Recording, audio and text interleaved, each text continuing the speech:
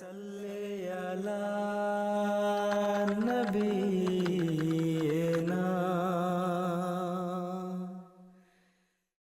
صلی علی نبینا۔ حضرت مرزا بشیر احمد صاحب ایم اے رضی اللہ عنہ بیان فرماتے ہیں، بیان کیا مجھ سے مولوی سید سرور شاہ صاحب نے کہ جن دنوں میں گرداسپور میں کرم دین کے ساتھ مقدمہ تھا اور مجسٹریٹ نے تاریخ ڈالی ہوئی تھی اور حضرت صاحب قادیان آئے ہوئے تھے، حضور نے تاریخ سے 2 روز پہلے مجھے گرداسپور بھیجا کہ میں جا کر وہاں بعض حوالے نکال کر تیار رکھوں، کیونکہ اگلی پیشی میں حوالے پیش ہونے تھے۔ میرے ساتھ شیخ حامد علی اور عبد الرحیم نائی باورچی کو بھی حضور نے گرداسپور بھیج دیا۔ جب ہم گرداسپور مکان پر آئے تو نیچے سے ڈاکٹر محمد اسماعیل خان صاحب مرحوم کو آواز دی کہ وہ نیچے آویں اور دروازہ کھولیں۔ ڈاکٹر صاحب موصوف اس وقت مکان میں اوپر ٹھہرے ہوئے تھے۔ ہمارے آواز دینے پر ڈاکٹر صاحب نے بےتاب ہو کر رونا اور چلانا شروع کر دیا۔ ہم نے کئی آوازیں دی مگر وہ اسی طرح روتے رہے۔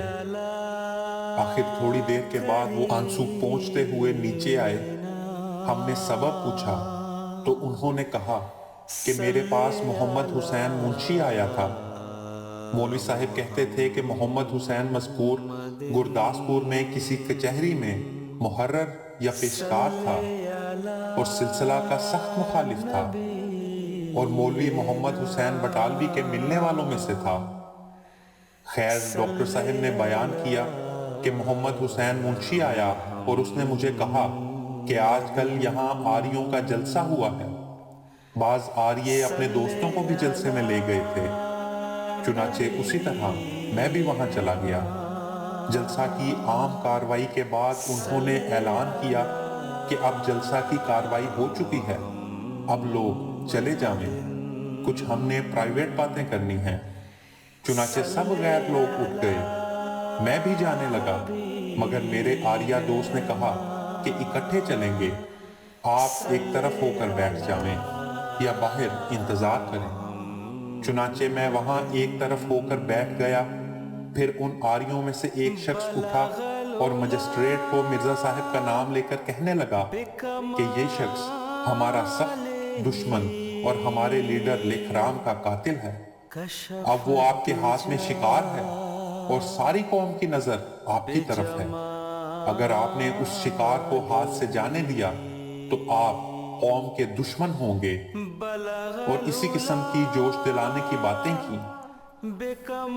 اس پر مجسٹریٹ نے جواب دیا کہ میرا تو پہلے سے خیال ہے کہ ہو سکے تو نہ صرف مرزا کو بلکہ اس مقدمے میں جتنے بھی اس کے ساتھی اور گواہ ہیں سب کو جہنم میں پہنچا دوں، مگر کیا کیا جاوے کہ مقدمہ ایسی ہوشیاری سے چلایا جا رہا ہے کہ کوئی ہاتھ ڈالنے کی جگہ نہیں ملتی۔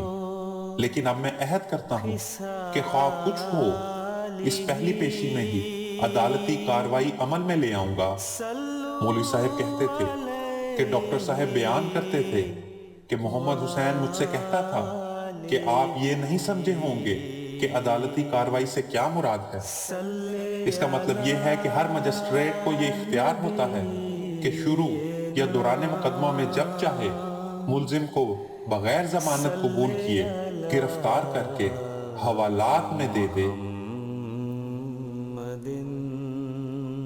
محمد حسین نے کہا، ڈاکٹر صاحب آپ جانتے ہیں کہ میں آپ کے سلسلے کا سخت مخالف ہوں، مگر مجھ میں یہ بات ہے کہ میں کسی معزز خاندان کو ذلیل و برباد ہوتے، خصوصاً ہندوؤں کے ہاتھ سے ذلیل ہوتے نہیں دیکھ سکتا، اور میں جانتا ہوں کہ مرزا صاحب کا خاندان ضلع میں سب سے زیادہ معزز ہے۔ بس میں نے آپ کو یہ خبر پہنچا دی ہے کہ آپ اس کا کوئی انتظام کر لیں، اور میرے خیال میں 2 تجویزیں ہو سکتی ہیں۔ ایک تو یہ ہے کہ چیف کورٹ لاہور میں یہاں سے مقدمہ تبدیل کرانے کی کوشش کی جاوے، اور دوسرے یہ کہ خواہ کسی طرح ہو مگر مرزا صاحب اس آئندہ پیشی میں حاضر عدالت نہ ہوں اور ڈاکٹری سرٹیفکیٹ پیش کر دیں۔ مولوی صاحب نے بیان کیا کہ ڈاکٹر صاحب نے یہ واقعہ بیان کیا تو ہم سب بھی سخت خوف زدہ ہو گئے اور فیصلہ کیا کہ اسی وقت قادیان کوئی آدمی روانہ کر دیا جاوے جو حضرت صاحب کو یہ واقعات سناوے۔ رات ہو چکی تھی، ہم نے یکا تلاش کیا اور گو کئی یکے موجود تھے، مگر مخالفت کا اتنا جوش تھا کہ کوئی یکا نہ ملتا تھا۔ ہم نے 4 گنا کرایہ دینا کیا مگر کوئی یکے والا راضی نہ ہوا۔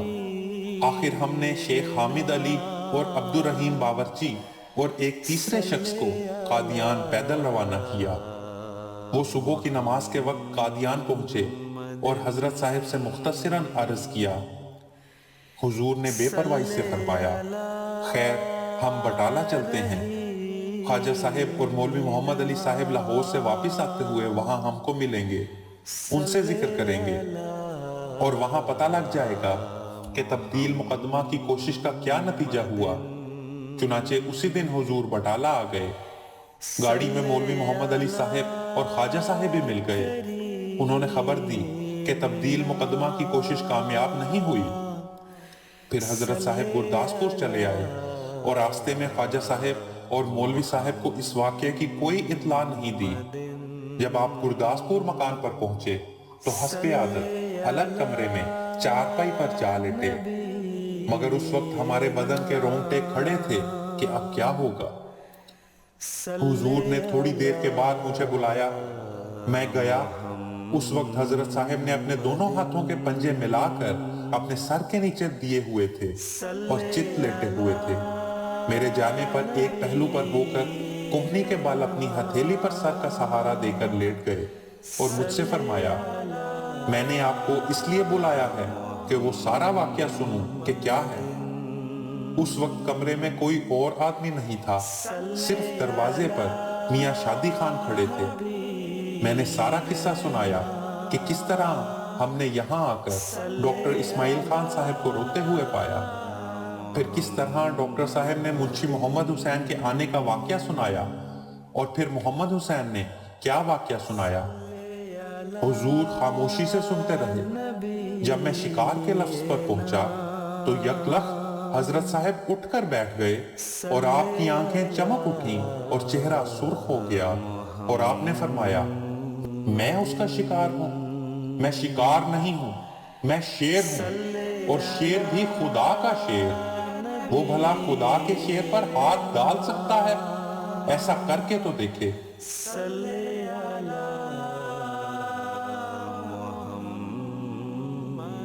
یہ الفاظ کہتے ہوئے آپ کی آواز اتنی بلند ہو گئی کہ کمرے کے باہر بھی سب لوگ چونک اٹھے اور حیرت کے ساتھ ادھر متوجہ ہو گئے، مگر کمرے کے اندر کوئی نہیں آیا۔ حضور نے کئی دفعہ خدا کے شیر کے الفاظ دہرائے اور اس وقت آپ کی آنکھیں جو ہمیشہ جھکی ہوئی اور نیم بند رہتی تھیں، واقعی شیر کی آنکھوں کی طرح کھل کر شعلے کی طرح چمکتی تھیں اور چہرہ اتنا سرخ تھا کہ دیکھا نہیں جاتا تھا۔ پھر آپ نے فرمایا، میں کیا کروں؟ میں نے تو خدا کے سامنے پیش کیا ہے کہ میں تیرے دین کی خاطر اپنے ہاتھ اور پاؤں میں لوہا پہننے کو تیار ہوں، مگر وہ کہتا ہے کہ نہیں، میں تجھے ذلت سے بچاؤں گا اور عزت کے ساتھ بری کروں گا۔ پھر آپ محبت الہی پر تقریر فرمانے لگ گئے اور قریباً نصف گھنٹہ تک جوش کے ساتھ بولتے رہے، لیکن پھر یکلخت بولتے بولتے آپ کو ابکائی آئی اور ساتھ ہی قے ہوئی جو خالص خون کی تھی، جس میں کچھ خون جمع ہوا تھا اور کچھ بہنے والا تھا۔ حضرت نے قے سے سر اٹھا کر رومال سے اپنا منہ پونچھا اور آنکھیں بھی پونچھیں جو قے کی وجہ سے پانی لے آئی تھیں، مگر آپ کو یہ معلوم نہیں ہوا کہ قے میں کیا نکلا ہے، کیونکہ آپ نے یکلخت جھک کر قے کی اور پھر سر اٹھا لیا۔ مگر میں اس کے دیکھنے کے لیے جھکا تو حضور نے فرمایا، کیا ہے؟ میں نے عرض کیا، حضور قے میں خون نکلا ہے۔ تب حضور نے اس کی طرف دیکھا، پھر خواجہ صاحب اور مولوی محمد علی صاحب اور دوسرے سب لوگ کمرے میں آ گئے اور ڈاکٹر کو بلوایا گیا۔ ڈاکٹر انگریز تھا، وہ آیا اور قے دیکھ کر خواجہ صاحب کے ساتھ انگریزی میں باتیں کرتا رہا، جس کا مطلب یہ تھا کہ اس بڑھاپے کی عمر میں اس طرح خون کی قے آنا خطرناک ہے۔ پھر اس نے کہا کہ یہ آرام کیوں نہیں کرتے؟ خواجہ صاحب نے کہا آرام کس طرح کریں؟ مجسٹریٹ صاحب قریب قریب کی پیشیاں ڈال کر تنگ کرتے ہیں، حالانکہ معمولی مقدمہ ہے جو یوں ہی طے ہو سکتا ہے۔ اس نے کہا اس وقت آرام ضروری ہے، میں سرٹیفکیٹ لکھ دیتا ہوں۔ کتنے عرصے کے لیے سرٹیفکیٹ چاہیے؟ پھر خود ہی کہنے لگا میرے خیال میں 2 مہینے آرام کرنا چاہیے۔ خواجہ صاحب نے کہا کہ فی الحال 1 مہینہ کافی ہوگا۔ اس نے فوراً 1 مہینے کے لیے سرٹیفکیٹ لکھ دیا اور لکھا کہ اس عرصے میں ان کو کچہری میں پیش ہونے کے قابل نہیں سمجھتا۔